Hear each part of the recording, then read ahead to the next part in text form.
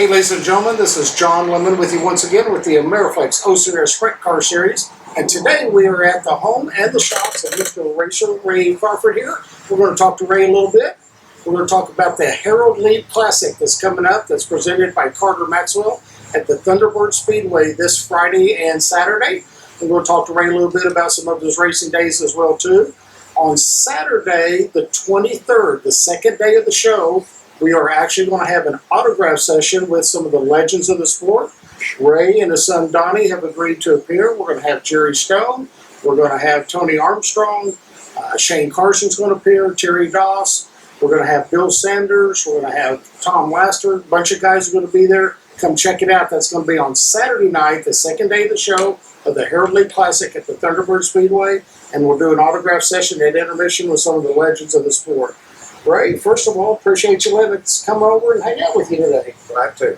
Well, you know, we're pretty excited about this deal this weekend that's coming up. We're very, very excited that the Crawfords are going to partake in this. We appreciate your willingness to do that. Kind of talk to us a little bit about your days of racing. You know, you started in the modified class, as I recall, back in the Tulsa Speedway days, or did you run something before the modified? I started when they called it rookies, 6-cylinder. Rookies, right, 6 cylinders, right. For Harvey Hunter. He's the one that cost me about $2 million. Started in Couple million, huh? Now, Harvey's a good friend of mine. At that time, you couldn't drive but 3 years, I think, and you had to get out. Mm-hmm. So Harvey, he loved it, and he had a car, and he said, "You want to drive my car next year? I can't drive." I said, "Sure." And I've been stuck ever since. And that was it. You know, you go on from there, you had a couple rides there as you were climbing up the ladder. Most people do recognize you in driving the Hilleberg 55 car. Yes, sir. You won the 1986 NCRA Championship, 78, excuse me, let me back up. 1978 NCRA Championship. You won some Tulsa Speedway titles as well there. How did that relationship with you and Harold actually start out? Well, we went to school together. We were friends going through grade school and high school. Mm-hmm. And he got interested. He was a great fan a little bit. He got interested. And he said, "I think I might have one." I said, "Sure." And I've been driving for good guys. I drove for Bill's Shoe Record Shop back in the day, which hardly anybody remember that. Probably Al Horn. Yeah, you had Jack Wayne as a teammate back then. Yeah. And Melvin Jernigan, which he was involved. Melvin sponsored him early on.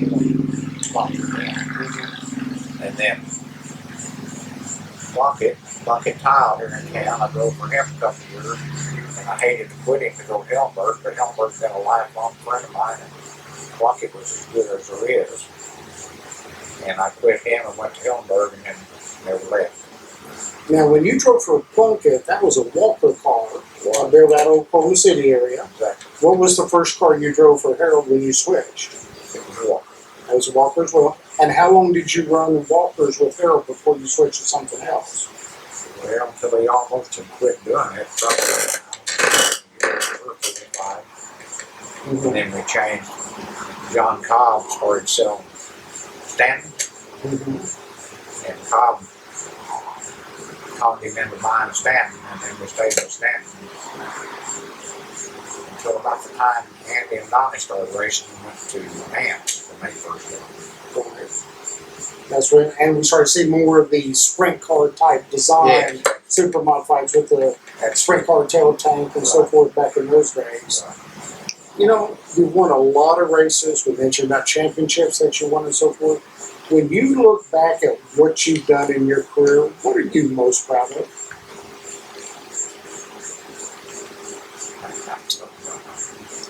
Nothing I done for my friends and my kids and my grandkids is probably what I would have been most proud of. But I can't remember what stuck out. I remember racing with guys like Harold Lee, which he was probably the best driver in the United States in his day. Yes, he was. And he was a good guy and became a friend of mine. He was kin to Billy Cow, which was the guy that helped me with the cars and took care of them and helped me build motors and build the motors. And he was a relative of Lee's. Mm-hmm. And Lee, the only thing he hated about him was racing with him because you knew he was going to kick your butt. He was good, which is why we had this race honored in his name. He was good. He was a tough guy and a good guy. Very tough. Matter of fact, I'll never forget this. The first opportunity that I ever had to win that. We call them super modifieds in, I think. I had led it to the last lap, and about as far as from here to the flag stand, on the last lap, he passed me. It made me sick. But that's the kind of guy he was. He was a good racer and a fine guy. Yeah, and we have no mirrors in these race cars, but they always say veterans can hear the noise. You could hear that when he was coming? You knew. You could hear him. Of course, he's from Kansas. You could hear all them guys. Okay. Yeah. Well, there's some wind jokes there. We'll let those lie where they are. A lot of good drivers come from Kansas back in those days. Yeah, yes, there was. Yes, Walt McWhorter, Jerry Stone, he's going to be with us Saturday night. He's come up from them. Yeah, that guy. He's going to be there. You know, let's talk about a little bit about what you were saying about the competition with Lee a little. You know, I'm going to add Emmett Hunt in there because most people from the Oklahoma region really recall back in those days as far as the Tulsa Speedway goes, they really think of you and Emmett. Sure. And they put you and Emmett together as always. But you really have to add the mix of what you were just talking about, Harold. When Harold come in there and he was already established when you and Emmett when you and Emmett was building yourselves up. He was already established, and now it's like you two are taking on the lion more, so to speak. Well, how did you find things interacted amongst the fans when it started becoming you and Emmett, but Harold was still there winning races at the same time?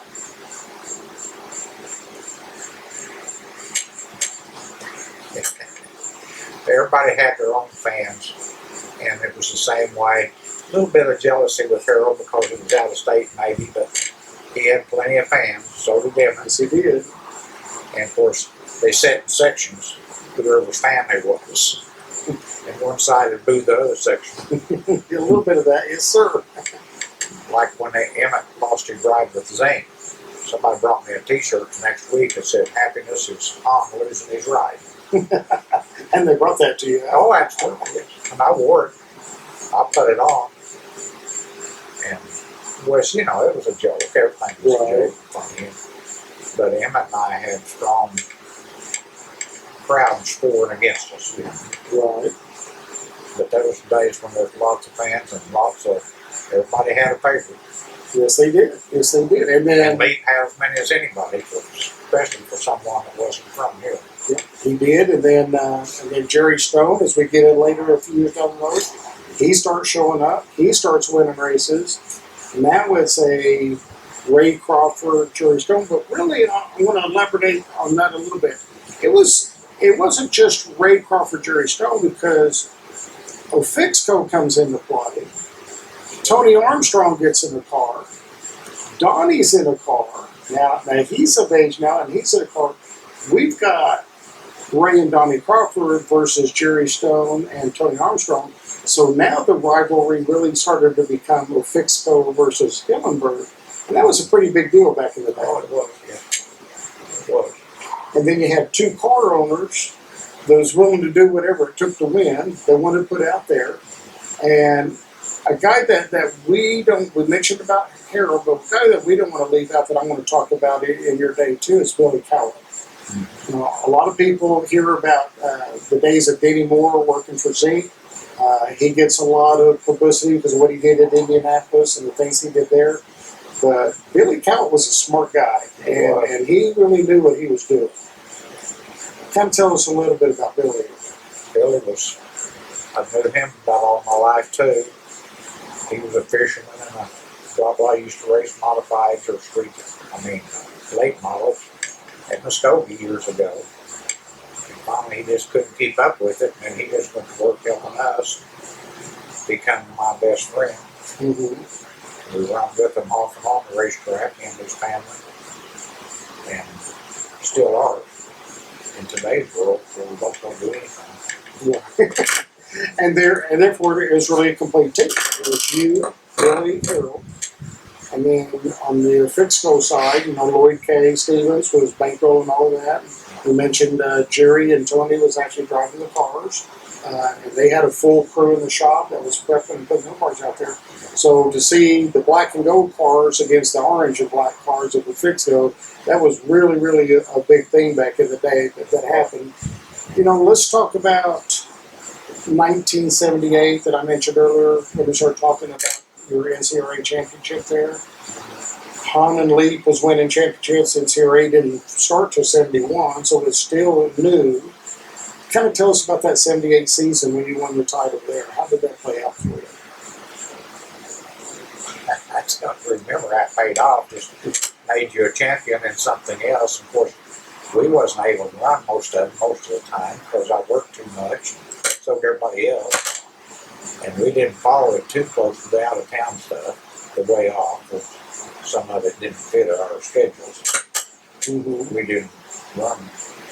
I think that may have been the only year we run all of this. Maybe a couple of years we did. Yeah. And that was it. But it was a big deal at the time for NCRA, and I guess still is. Mm-hmm. Just went north on us. Well, you did a good job then. We can write an entire book on the things in racing, what's different in those days than today. And the list is long, and the type of conversations we can have can intertwine and go down different roads and paths. When you put it in a nutshell, how would you actually describe the difference in racing today versus back then? I don't know how you compare it. It's not even close to the same. There's not as many people close to it as there used to be. It's a different world. It's a different world, and I don't know what's built about. I guess air conditioning, casinos, Mm-hmm. too much else to do, I suppose. Cell phone. They can watch it on their telephone sitting in a chair at home. We can. Not nearly as exciting, but they can. No. Yeah, I've done that a couple of times. It's not as fun. It's just a new world. It's a new world. I don't know. Now, we sit here in the shop today. All your tools are still out. You still got parts stuff laying around. You tinkering with anybody on the race team, kind of watching over anybody these days? Do I help them? Correct. No. I hang out with them. I don't help them. You kind of hang out? All I do is sit here and do carburetors for old car stuff and some micro stuff and two-barrel stuff. And other than that, I don't do much. Answer a question if they ask something. That's about it. I'm going to ask you about a story that I was told, and I'm going to ask you for the accuracy of it. I don't know the answer, so this is going to be interesting for me to hear too. I was told a story that Andy Hillenberg was in California at a World of Outlaw race. And he was having trouble with his motor, and he called back here on his phone, and you talked to him, and you asked to put the phone up to the motor so that you could listen to it, and you told him what he thought it needed, and he went out and ran really well that night. Any accuracy to that story? Well, there's some accuracy in everything. I helped him all the time back in the day, early on in the days of his start. And as much as I could, later on after I'd quit, I'd go with his daddy when it was not necessarily close in the area, in the broad area. When I could get off and go, we'd go hang out with him at the races. And of course, all I did was stand there and watch the races pretty much. And I'd tell him what I didn't know if he asked, but by then he knew as much as I did. In looking back at the career that you had, and we talked about what a great career it was, is there anything that you could say, I wish I would have accomplished this and didn't? Or is there anything that you can say, I wish I'd done this and didn't? No. can't think of the thing. I was doing all I could do. I couldn't. My hands were full, and I was going as much as I could go. What I got my whale off was my job and my billfold, I guess. And you're beautiful. But when that day came and you felt, this is it, I've had this career, now it's time to leave the sea, what was it that really made that decision for you? I don't know. I just decided to quit. I thought I'd get too old, and now I know I am. And Donnie was starting. I just decided to quit. If anything, prompted it all. You know, they say there's two types of drivers. The drivers who just know it's time, the drivers who got to cry out of the seat with a crowbar. So obviously you're the former of that. I don't know what it was. I just decided one year to just decide to quit. Andy was racing, Donnie was racing. Just make a better crew chief than I was a driver, so I just quit. There you go. Well, Ray, we are going to look forward to you on Saturday night. You're going to come out for the Meet the Legends night, where you're going to do some autographs with the fans. Ray's fans, as we talked about at the beginning, Ray Crawford, Donnie Crawford, Jerry Stone, Tony Armstrong, and a slew of others, Shane Carson, are all going to be there to do autographs at intermission. It's the 4th annual Harold Leap Classic. The opening night is going to be Friday night. For the first time in the 17-year history of the series, we are going to conduct time trial sessions. We'll have heat races and qualifiers on Fridays, and we'll have all of our last chance in our feature races on Saturdays. The track will have NASCAR modifieds and factory stocks, run complete shows on both nights. Format's going to be, they're going to run for points on Friday. Everything that the drivers do on Friday, they're going to earn points for. And then we're going to take the top 8 of those points. They're going to lock in the A feature. The rest of the cars are going to go to a last chance race to earn their qualifying positions on Saturday. So once again, the 4th annual Harold Leap Classic, Thunderbird Speedway, Friday and Saturday. On Saturday night, come see Ray and all the other guys for an autograph session. We'll look for you there. Ray, appreciate you having us out. We appreciate it very, very much. Guys, we're going to be there. We're going to bring the thunder to you. This is John Lemon with the Ameriflex O Series Sprint Car Series.